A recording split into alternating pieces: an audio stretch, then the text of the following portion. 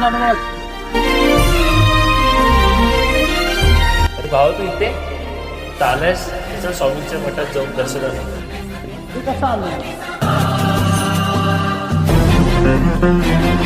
अरे मी इथपर्यंत आलो कसा? धर्मसे तु पालकं धर्म मार्ग नाशकं कर्म पाशमोचकं सुशर्मदायकं विभुं